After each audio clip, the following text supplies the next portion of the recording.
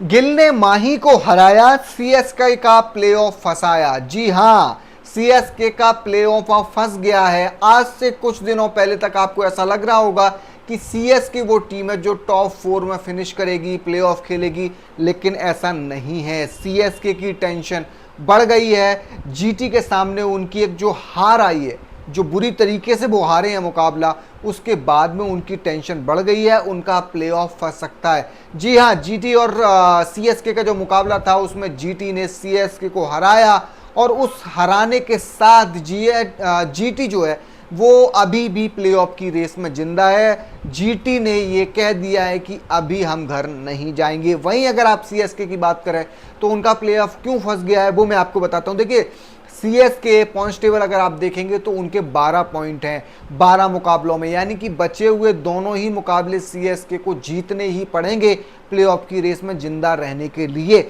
लेकिन उनके जो दो मुकाबले हैं वो दो बड़ी टीमों के साथ हैं। एक आरआर जो लगातार अच्छा प्रदर्शन कर रही है और दूसरा मुकाबला उनका जो है वो है आरसीबी के साथ। वही आरसीबी जो लगातार अपने 4 मुकाबले जीतती आई है और बड़े अंतर से जीतती आई है, तो उनके साथ अगर वो मुकाबला खेलेंगे, आरआर के साथ मुकाबला खेलेंगे, तो चांस है, क्योंकि सीएसके इन टीमों से मुकाबला हार भी सकती है।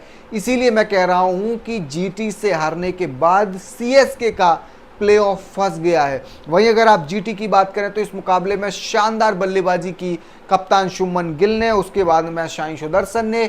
गेंदबाजी भी बहुत शानदार हुई, चाहे आप मोहित शर्मा की बात करें, चाहे आप राशिद खान की बात करें, चाहे उमेश यादव की बात करें, बढ़िया प्रदर्शन किया जीटी ने। जीटी ये मुकाबला जीती, 230 पार रन बना दिए जहां तक सीएसके नहीं पहुंच पाया। जीटी ये मुकाबला जीती और इस मुकाबले को जीतने के साथ जीटी के अब 10 पॉइंट हो गए हैं।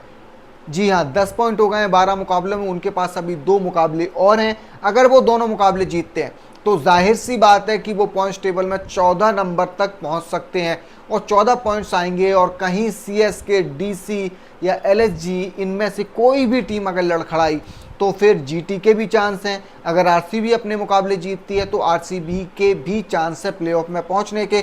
लेकिन अब सीएसके की थोड़ी सी मुश्किल जो है वो बढ़ गई है, क्योंकि सीएसके अगर ये मुकाबला जीत जाती तो उनके 14 पॉइंट हो जाते।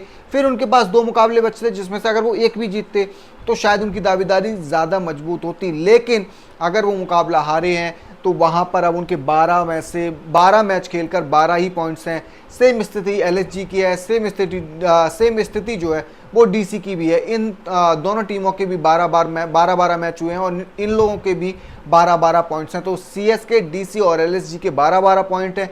आरसीबी, जीटी के जो है 10 पॉइंट हो गए हैं। ऊपर अगर आप जाएंगे तो ऊपर आपको पता चलेगा कि आरआर और केकेआर के 16 पॉइंट्स है। तो ये समीकरण है फिलहाल। अब इस समीकरण से कैसे टीमें अपने आप को प्लेऑफ तक लेके जाएंगी ये देखना दिलचस्प होगा।